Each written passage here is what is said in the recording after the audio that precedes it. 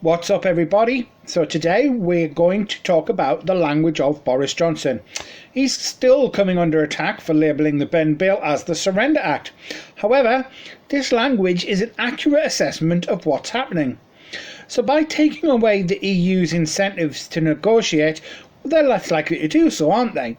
But he is standing his ground and still stating that the government will abide by the legislation, but we will still be leaving on the 31st of October. So naming it the Surrender Act is a very deliberate act on his part, as he knows how the people will react to this reactionary coup by the Remainer MPs. And it seems to be working, as the polls are showing him in a strong position versus the other parties. And since he became leader, the party's fundraising has skyrocketed. September was their best month ever. There's a lot of support from him from businesses, as the alternative would be a Corbyn-led government, and this would be even worse than Brexit. Now, Remainer MPs have been apoplectic at his language use, as one after another they stood up in Parliament and screamed about how his language was putting them all at risk. Well, it's not pretty, but this language is triggering the Remainers, and it would appear that the people are responding to his message.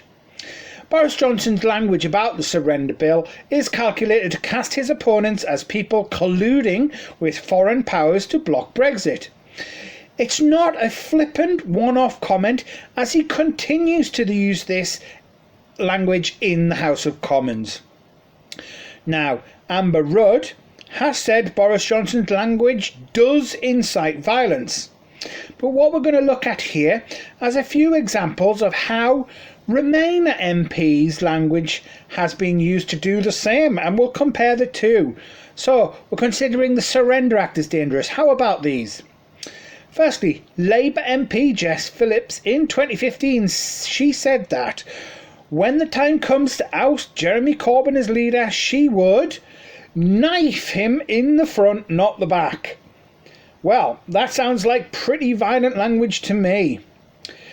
Then we have Ed Davey in June. He said, I hereby float the idea of a Remain alliance to decapitate that blonde head in Uxbridge and South Ruislip if Johnson calls a snap election to deliver Brexit.